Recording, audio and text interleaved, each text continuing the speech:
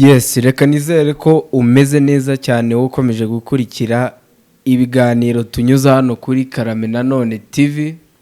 Ni iby'agaciro kuba wariyongereye mu banyamuryango b'abantu barenga 39,000 hafi 40 tugenda tubana bwa buri munsi. Ndagushimiye cyane. Muri studio turi kumwe na Mama SP.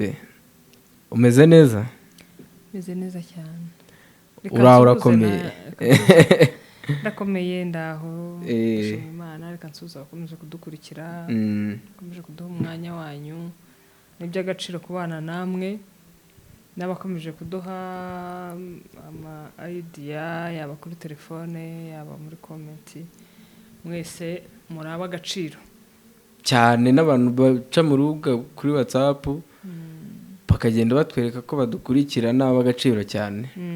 By the way, twibagiye turaza gupininga ntuza link ya groupe ya Karame Nanone. Umuntu wese ushaka kujyamo aze rwose kujoininga kugira ngo dukomeze tujye tubana. Yaza tukiganirira no mu gikari, waza hari icyo wifuza kutubwira. Tuganirire, dukomeze twubake, dukomeze tuvuge iby'agaciro bishobora kudufasha mu buzima busanzwe, bishobora kuduhumuriza mu buzima busanzwe. Ikiganiro nishire mu mwe bisanzwe. Uvuze ku bintu byo kwiganirira, nibuka ejo bundi hari umuntu wavuze ati uzi ko abantu batakiganira ibintu byubaka. Oya, abantu baganira ibintu byubaka barahari. Ahubwo wenda bivuga ko bamwe bagenda baba bakeya kubera ko ntago abantu tugishaka kumva ibintu byiza. Abantu dusigaye turyohewe no kumva ibintu biri aho ngaho bidafite agaciro, ariko abaganira bifite agaciro bo barahari. Rwose barahari bazima. Abantu muganira ukumva barakubwira ngo business iyi ni yakoroha mu Rwanda bitewe n'igihe tugezemo. Abandi mukaganira akakubwira ati buriya ibishyimbo bigeze ku giciro iki n'iki. Bandi mukaganira bakakubwira ngo buriya amazu yarahenze kubera ko byagenze gutya na gutya. Abandi bakakubwira ngo buriya umuntu muzima agomba kwitwara gutya. Abandi bakakubwira ngo buriya imyenda igezweho yo kwambara ni iyi ngiyi. Abantu barahari bagifite ibintu bizima muri bo, ariko niba ugereranyije n'igihe cyatambutse bari kugenda baba bake. Impamvu nyine niriya nakubwiye nuko dusigaye turyoherwa no kumva ibintu bitatuvuna mu gutekereza, bya bizarre, ibintu biri bizarre, ibintu bitagusaba gutekereza cyane. Urumva iyo umuntu akubwiye ngo ifaranga ryazamutse, ifaranga cyangwa se ryataye agaciro, bisaba gutekereza ngo wibaze ifaranga ryataye agaciro, ubundi se harya buriya, bikakujyana mu bitekerezo birebire. Abantu rero kubera ko tutagishaka gutekereza, twabaye abanebwe mu bwonko, dusigaye twishakira utuntu turi aho ngaho nyine nk'uko nakubwiraga. Ubu bishobora no kuba biri guterwa hanini n'ibitwirwa mu by'imbuga nkoranyambaga. Yego. Mu minsi ishize se ntago wabonye icyegeranyo wakoze urubyiruko dufite rubana nihahamuka cyangwa se rurwaye amadepresiyo kubera imbuga nkoranyambaga, kubera ibyo bagenda babona. Kandi rero nubwo ari urubyiruko gusa, n'abakuze basigaye barwaye imitwe idakira. Abandi bikanga ubusa, abandi barumva bafite ubwoba bw'ibintu batazi ibyo ari byo. Umuntu akakumva afite ubwoba muri we atazi impamvu, kumbi ni ibintu bimukurura. N'ibyo nyine byose, urumva uko iterambere rigenda riza niko n'abantu bagenda babiburiramo ubumuntu, babiburiramo ubuzima. Ariko uvuze ku kintu cyo kubura ubumuntu, uzi ko narebye ahantu mu bantu ngenda acamo muri rusange no muri sosiyete mbamo ntabwo abantu bakikunda. ngo bakikunda. Reka tuvugane n'umuntu kuri telefone. Muraho muraho meze mute? turashima Imana. Esperance amakuru yanyu ni meza cyane. murakomeye? Turakomeye. Twari turimo tuganira hano turimo twibaza ngo ni ukubera iki abantu basigaye baha umwanya ibidafite agaciro, ugasanga umuntu arafata umwanya wo kumva ibidafite agaciro, ariko ibintu bijyanye n'iterambere, ibintu bijyanye n'ibigezweho byateza umuntu imbere, abantu barabihunga cyane. Ese aho abantu twaba dushaka kubaho mu buzima bworoshye cyane? icyo ni ikibazo cyiza mbajije, ariko mu by'ukuri uramutse urebye iki kibazo ni ingenzi kandi mu by'ukuri kiranahangayikishije. Imyitwarire y'abantu bakuru n'urubyiruko ishobora guterwa n'impinduka nyinshi mu by'ukuri, harimo cyane izihuza n'umuco n'imibereho ya none. Wenda navuga bikeya, navuga nk'ibintu nka bitanu. Iki gihe hari kuba abantu bayoborwa n'imbuga nkoranyambaga, nabwo ari ikibazo ubona ko gikomeye. Icya kabiri, hari ibijyanye no guta umuco gakondo. Nabyo iyo ubirebye ubona abantu basa nkaho batandukiriye cyane, aba bakuru yaba n'abatoya, nabyo urumva ni ikibazo. Hari kuba ababyeyi badafata umwanya uhagije wo kurera, kuko nabo harimo abenshi muri bo harimo n'abadashobotse hagati yabo. Wenda nabyo twaza kubireba, ariko cyane nanone hakaza kureberera no kudahana. Ibintu byo kurebera no kudahana. Ikindi cya gatanu navuga ni ihuriro ry'imico itandukanye. Wenda asubiye ku cya mbere, ibintu bijyanye no kuyoborwa n'imbuga nkoranyambaga, harimo navuga ko ikoranabuhanga rikomeje kwaguka cyane, kandi urubyiruko n'abantu benshi babona amakuru menshi adafite inyigisho z'umuco cyangwa z'ukuri. Ibyo byose rero byongera umuco wo kwigana imyitwarire mibi itajyanye n'indangagaciro. Ahangaha niho turi busange bimwe byo gukoresha n'imbuga nkoranyambaga nk'ibyo wari umaze kumbaza. Ugasanga abantu aho kugira ngo bakuremo ubumenyi, hari abakoresha imbuga nkoranyambaga neza zikabigisha bakavunanamo ubumenyi, ariko ushyize ku ijanisha basanga aribo bake. Abenshi babikora mu buryo ugasanga barigana imyambarire idakwiriye, barafata imico idakwiriye itari iyacu, bagashaka kwisanisha nabyo, kandi banabikora bakabikora nabi. Ikindi, guta umuco gakondo. Hari igihe indangagaciro n'umuco byacu hano by'iwacu mu by'ukuri biburirwa agaciro. Abantu kwigana umuco w'amahanga udahuye n'uwacu. Ibyo rero bidindiza imitekerereze n'imyitwarire. Aho rero ugasanga nabwo harimo ikibazo gikomeye. Ugasanga umuntu aririrwa kuri telefone, ntashaka umwanya wo kujya gushaka icyo akora, aririrwa kuri telefone. Ureba ibyo yirirwamo ugasanga ni ibintu biri aho ngaho bidafite icyo byunguye mu by'ukuri. Ikindi, kuba ababyeyi badafata umwanya uhagije wo kurera rero, imirimo myinshi y'ababyeyi ituma mu by'ukuri batabona umwanya wo kwigisha abana babo indangagaciro n'umuco. Yego, ibijyanye n'imibereho. Imibereho igoye. Hari abava mu kazi bakajya mu ishuri, hari abava mu kazi akongera akajya mu kandi. ibyo byose rero bigatuma urubyiruko rwiga ibintu bukuye hanze rero ibindi icya kane nakubwiye ni ikijyanye no kurebera no kudahana. hari aho abantu batinyuka kuvuga cyangwa guhana imyitwarire idakwiye kubera gutinya kwitwa abashinyaguzi cyangwa kujijisha ibintu, ugasanga bigatuma batinya, ugasanga bizanye izindi ngeso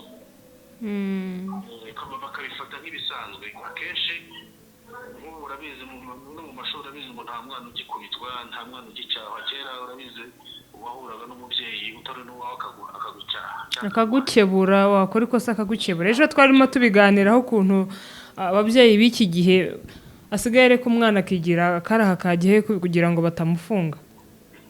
urumva ni ikibazo gikomeye, ni ikibazo gikomeye cyane, kandi nanone zitukamo nkuru umugore twarawusanze. nanone iyo uhuye n'umuntu mukuru ukabona nawe yambaye akakanzu harya bakita niba ari impenure, usanga nawe arambaye akantu kari hejuru y'intege, ashaje. ariko urabona wase nk'umuntu nk'uwo wakwibaza ko wenda mu by'ukuri yamarira iki, yahanike. urumva nabyo ni ikibazo gikomeye cyane. ariko buriya iyo witegereje ukabona n'igihugu cyacu ibibazo cyagiye bihura nacyo, cyagiye kigira, harimo jenoside yakorewe abatutsi, abantu bagapfusha ababyeyi, ababyeyi buje impanuro, kwa kundi kuvuga ngo umwana yakuraga ba nyirasenge ba nyina babo baramuhanaga. hakazamo n'iki ngiki cy'uko abana basigaye bashaka ari batoya, noneho bagashaka bataragize izo mpanuro. ubwo ibyo byo ntibiri mu bibitera icyo nacyo. ariko nanone tugomba, ibyo nabyo nibyo mvuga ni ukuri, kandi urakoze cyane kucyongeramo. ariko nanone se umwana wavutse nyuma ya jenoside yakorewe abatutsi, ngira ngo wenda uyu munsi afite imyaka 30. nkeka ko ibikomere birahari kandi nta ibikomere biza, ariko twakagombye no kuvuga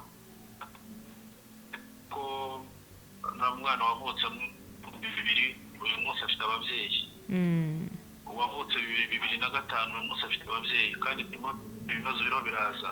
ariko aba babyeyi nabo, aba babyeyi yavutseho yasanze bafite ibikomere. yego, ibikomere. ari nibyo mvuga yuko hakwiriye kubaho inzu z'uruganiriro. nuko wenda mu gihugu cyacu bigaragara abantu babifata nk'aho wenda nk'ibintu wenda by'ipfunwe, kuvuga ko umuntu afite ikibazo cy'imitekerereze cyangwa akwiye kuganirizwa na muganga. mu Rwanda tubifata nk'aho ari umuntu wenda wagize uburwayi cyangwa se ubumuga bwo mu mutwe, aba ari umuntu udakwiye kujya gukundwa muri sosiyete, cyangwa se ubu yahungabanye ati mbona nagiye se ni ngombwa njye kuvugana. ni ikibazo gikomeye cyo gushaka kwihererana ibintu no kubigumana muri twebwe. rimwe na rimwe ugasanga mu by'ukuri ari nabyo bigenda bikagira za ngaruka kuri ba bana wenda bagenda bavuka muri kino gihe. ibyo nabyo nkeka ko mu gihe tubonye ingaruka z'ibi bintu wenda tugenda tubona hirya no hino, abantu bagakwiye gufata izo ngaruka bakazigaho, bakareba ikizitera, hanyuma wenda abantu bagasubiza agatima impembero, bakareba wenda nk'ibyo bakakwiye kuba byakorwa, bakaganiraho, bakareba uburyo kino kibazo gishobora kuba cyakemuka. rero ihuriro ry'imico itandukanye, murabizi muri iki gihe ibihugu byose biragendwa. urabizi ko n'igihugu cyacu kiragendwa cyane, abanyamahanga benshi, imico itandukanye. ariko mu by'ukuri birambabaza cyane nk'iyo mbona, reka nguhe nk'urugero, uzarebe nk'ahantu hari abahindi cyangwa se abashinwa, ntabwo umushinwa agumana umuco we nubwo yaba mu gihugu cyacu imyaka 30 aguma ari umushinwa, aguma afite imico y'iwabo, aguma afite imico y'iwabo n'ibyo bimuranga. twe rero sinzi ikintu rwose kitatuma tuguma ku muco wacu, dushaka guhora twimura ibintu abantu bagahinduka, ugasanga n'umuntu ntafite imitekerereze hamwe. umunsi ameza cyane ejo yahindutse arareba hariya. Ibi rero nabyo birateza ikibazo gikomeye cyane, bigatuma umuntu yibaza mu by'ukuri ese ejo n'ejo bundi urubyiruko rwacu, igihugu cyacu mu by'ukuri bimeze bite? Kuko urumva iyo uvuze urubyiruko ni ukuvuga ngo ni u Rwanda rw'ejo hazaza. ubwo rero sinzi niba leta nayo irayibona, ariko hagakwiye kujyaho inteko sinzi y'umuco ihana. inteko y'umuco irahari, turayifite mu Rwanda, ahubwo umuntu yakibaza irakora, niba ikora se yakongeramo iki, yashyiramo iki imbaraga kugira ngo nibura ikijyanye nta kindi ni ubukangurambaga. ese kuki mu midugudu yacu hariho akagoroba k'ababyeyi? ese mu tugoroba tw'ababyeyi aho ntabwo dusigaye twarabaye umugani? ubu wasaba ripoti cyangwa se ibikorerwa zaboneka mu by'ukuri tubaho, gasigaye ku izina. rero n'ibyo byose byo kuba ibintu bihari, wenda leta rwose yarabikoze, yarabishyize muri gahunda, ariko gukorwa bikaba ikindi, ugasanga nabyo birazana n'ikindi kibazo gikomeye. aho gukurikiranwa k'urubyiruko, abana bameze bate? heruka kumva bavuga yuko abana bakwiye kuzajya hari biga hafi y'iwabo bataha. Yego, n'ibi bintu bya za internet nabyo no gushyiraho aya manayiniyazi biramutse bikorohereza abana, bataha iwabo hakaba gukurikiranwa, kandi n'ibintu byo guhana nk'uko basubijeho n'ibyo gusibira, umwana yatsindwa agasibira, ariko no guhana biri mu rugero ntacyo bitwaye, kuko nta mwana uko adahanwa iyo umwana akoze afite igitsure, ni hahandi rwose yumva ko agomba gukora ibyo ashatse, ntamenye ibikorwa n'ibidakorwa. by'ukuri ndumva wenda ari ibyo nasubiza. yego, turagushimiye cyane rero ku mwanya wawe no mu buryo bwo kudufasha, kugira ngo tujye dutanga muri bike dufite, tugerageze kubaka sosiyete yacu, kuko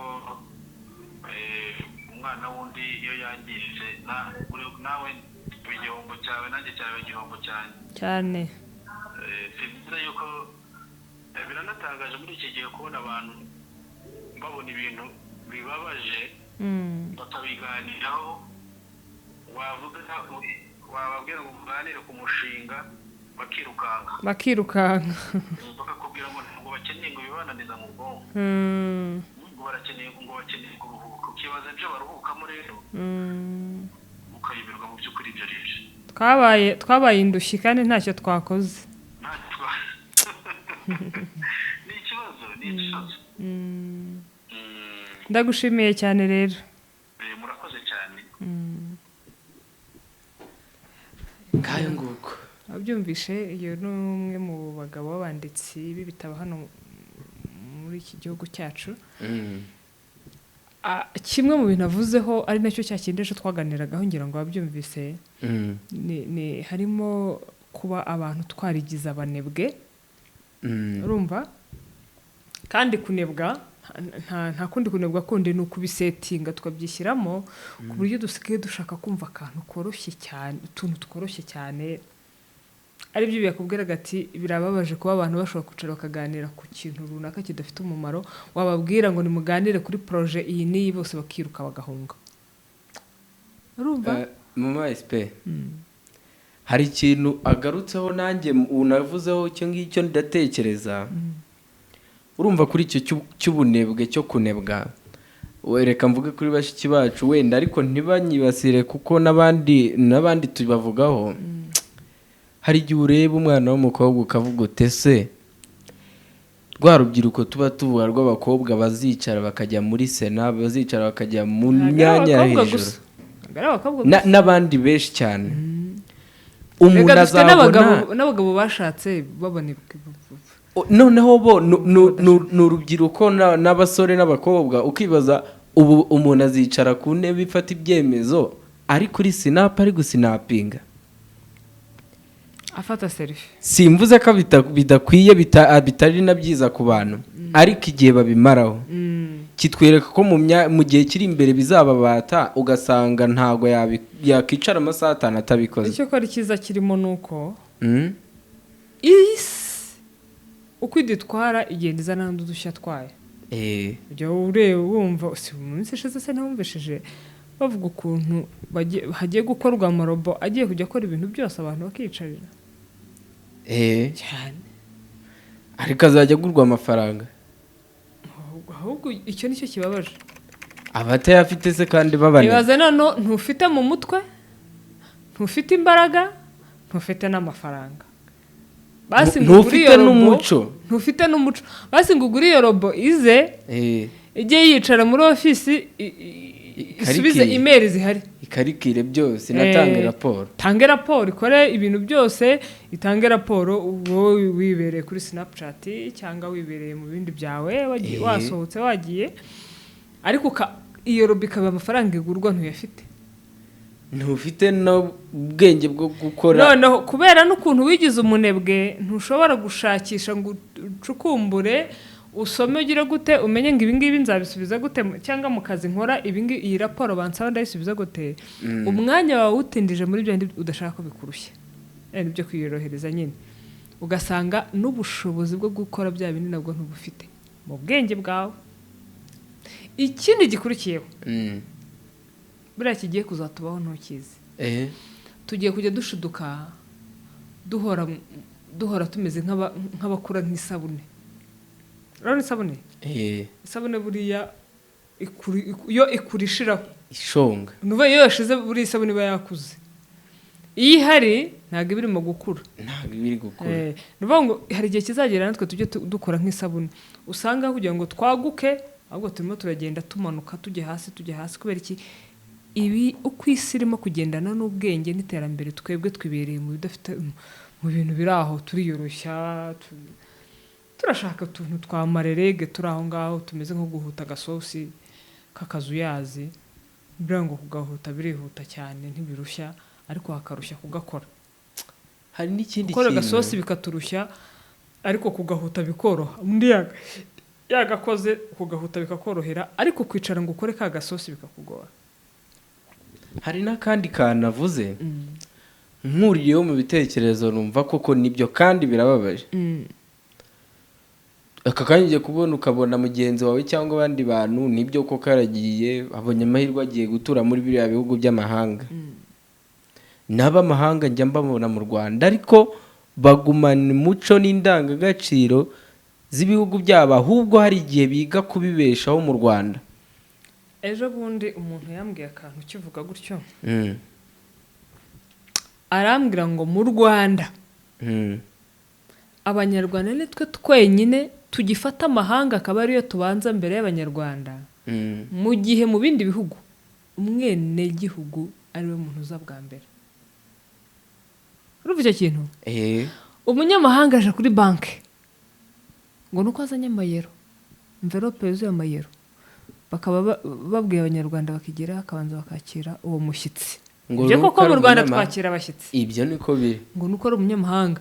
Umunyarwanda uzanye 50,000 akabaretse amasaha 2 agashira ngo babara turashima Imana amabanki asigaye yarashyizeho bya bindi yashyizeho gahunda ya VIP nahasanzwe. Urumva uwo muntu uzanye ayo mafaranga wenda harahandi yakirirwa muri VIP.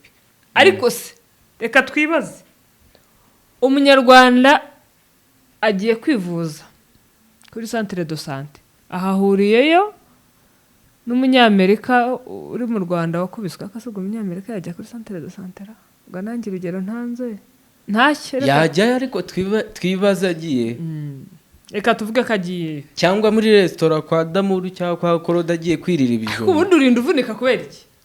Kubona umuzungu ari ku murongo n'umunyarwanda umenye bidahura n'umwirabura, uramureka nk'aho ari umugore utwita akabanza agatambuka. uhita bafata uwo muntu w'uruhu rwera, umuzungu bakamukuramo bakamuha serivisi nayo mbi cyane, tugufashe iki, hanyuma hanyuma bakamurenza abirabura 3-5, akagenda bakamuha serivisi abandi bakaguma ku murongo. Mu gihe ngewe nta gihugu cyo hanze ndajyamo, usibye icyo nagiyemo mpunga kandi nabwo nari muto, nagarutse ndi mutoya, nari ntarajya kwaka serivisi. Ariko mu gihe abantu bagize amahirwe kujya mu bihugu byo hanze, bakubwira bati mu bindi bihugu umunyagihugu niwe muntu wa mbere ubanzwa kwitabwaho, hanyuma undi wese akaza akurikiraho cyane. Nyamara twebwe simbizi niba mbeshya, abantu batubwire, kereka niba byaracitse wenda ntaheruka kugenda mu maserivisi amwe n'amwe atandukanye ngo ngende ndeba, ahantu hose hahengutse umuzungu cyangwa undi muntu ariko w'uruhu akada wikirguvunika, hahengutse umuhinde ufite uruhu nk'uru rwanjye cyangwa usa nawe uko guko usa wirabura, bashobora kugira ngo ni umuntu usanzwe. Ariko avuze bahita babyumva bati twumva uburimi, kubera ko avuga atavuga ikinyarwanda. Ariko yicishikeye buriya hari abahinde birabura cyane baranje kurusha abanyarwanda. Iyo njyewe hari n'abo twiganaga muri kaminuza, ariko iyo mwicaye cyo ko rumubwirwa n'imisatsi, ushobora kugira ngo n'imico hari ukuntu ubona yitonze cyane atavuga atabisanzuyemo, kubera ko atazi ikinyarwanda. Ariko noneho tugarutse ku cyo twavugaga, umuzungu nahinguka ahantu abantu bicaye bategereje serivisi, arumva bose bahita bamwakira bihuta cyane, bamubaza tugufashe iki, n'ibiki nk'aho bakabanje kubanza. Ubundi baravuga ngo ujye gutera uburezi arabwibanza. Gute ufata serivisi ukabanza guha serivisi umunyamahanga, umunyarwanda yicaye agategereza? Nibyo rero uyu mugabo yatubwiraga, nuvuga ngo no gukunda igihugu n'indangagaciro ziranga abanyagihugu, abyo byandi dukunda guhora tuvuga mu biganiro byacu, nabyo byakaje mbere, agahugu umuco na kandi uwundi. Ariko se gute tuzabanza abandi twebwe tutibanje? Mu bijyanye rero n'imirerere n'imico, kuba dufata imico y'ahandi tukayizana ubwabyo si ikosa, ariko ntabwo iyo mico y'ahandi kwiye kuza ngo uze yimure iyacu. Ejo bundi uranyibukije, hari umukobwa ashobora kuba yarize muri biriya bihugu byo mu Burayi, hamwe abantu biyambarira ubusa nta kibazo, ntacyo bitwaye mu mijyi bigendera. Yaratambutse muri karitsiye abantu bamutera amabuye barakomera. Oya, hari n'igihugu aravuga ati ni right, hari igihugu ni ikihe, ni kimwe mu bihugu by'Abarabu, ariko sinkibuka neza, ariko no mu bihugu by'Abarabu umukobwa yashatse kurwanira ngo uburenganzira bw'abagore, yambara ubusa ku muhanda. Ni muri Pakistan ni igihugu cy'Abarabu sinkibuka. Menye baramuteye amabuye akamwica, cyangwa se sinzi uko byagenze, ariko ntabwo byabaye byiza. Bivuga iki rero? Uriye nawe ngiye nshatse namwita ko yizize umuco tuvuga urugero muri Amerika, kuba umuntu yakambara ikariso na sutiye akagenda, umenye ntacyo bitwaye. Sibyo ko naho atari hose, ahenshi si igitangaza. Ariko mu bihugu by'Abarabu kuba umugore yakambara bwa busengeri twebwe twambara, amaboko hano akagaragara, ni sekirirego. Kuba umugore yagaragaza ibibero n'amahano, uretse n'ipantaro kuyambara, akambara agapira kageze hejuru kwa kundi twebwe tubyambara, ni sekirirego. Kuba rero umuntu yagenda akajya ahandi akazana ibyo bintu ahantu bitigeze bikorwa, niyo mpamvu abantu bavuga bati umuco wacitse. Ariko umunyamerika cyangwa se niyo yaba ari mu gihugu cyo muri Europe ariko bambara gutyo, kuba yaza gutura mu Barabu bakabyambara ari we waho, birashoboka ko bashobora kuba bamwegera akamubwira bati hano nta wambara gutyo, sibyo? ariko atari umunyagihugu byambaye. Niyo mpamvu hano mu Rwanda tubona abazungu bambaye akamucikopa kameze nk'agakabutura n'agasengeri mu muhanda b'abakobwa cyangwa b'abagore bagenda na famiye yabo, tukabona ntacyo urumva tunabarebe. Ariko umunyarwanda yakambara agakabutura n'agasengeri ari umubyeyi yatambuka twese tukumirwa twifata ku munwa. Uzi impamvu? Nuko ntago mu muco w'abanyarwanda ntago ibyo ngibyo bibamo. Ariko hariya bo kuba bakwambara ubusa ntacyo bitwaye, no kuba yaza akabwambarira mu Rwanda twumva ntacyo bitubwiye. Akenshi usanga bagira n'ibyago ukabona nta n'ubitayeho cyane. Ariko umunyarwanda iyo yambaye ubusa abantu bose ahanyuze hose, niyo yaba ari n'abanyonzi ahubwo bo banamuvugiriza induru. Hari imico, hari n'indangagaciro zacu. Nuvuga ngo ibintu kuba byava ahandi biza bidusanga ntabwo bikwiye kwimura ibyacu. Urumva? Rwose nibyo hariho n'ibyacu bituzuye dukwiye gutira ahandi kugira ngo twuzuze tugire ibintu bizima. Ariko ntabwo dukwiye gufata ibyacu ngo tubijugunye muri puberi dufate iby'abandi. Ibintu bikwiye kuza bikuzuzanya kugira ngo wa muco ukure usugire. Ntabwo bikwiye kuza bimwe ngo biveho. Nibyo uyu mugabo yatubwiraga rero, byinshi bigenda bipfira mu miryango, kuba twarigize abanyamwigendaho, kuba ibintu tutagifitiye umwanya abana bacu bakatubura. Wa mugani we dushime na leta yashyizeho izo 9 years kugira ngo abana bige hafi batahe mu miryango. Hari kimwe icyo ngicyo cyatumye ababyeyi batongera kwiheba kubera ko abana babuze uko bajya mu ishuri. Urumva? Hakaba n'icyo ngicyo cyo kuvuga ngo nibura nubwo cyo cyabaye mu buryo ni nka bya bintu bitanga amata yabyaye amavuta. Kuba abana bakiga hafi bakakomeza kwegerana n'ababyeyi n'iki, ariko nanone no kuba nta mwana wajya mu muhanda, umwana akabona amashuri hafi n'ubwo burere bw'ababyeyi akabubona, ugasanga ibintu byose biragenda neza. Soza ikiganiro. Ndagushimiye, ariko nanone mbere yuko ngushimira reka ashimira abantu batwereka ko badukurikiye, tubana badukunda. Murakoze cyane.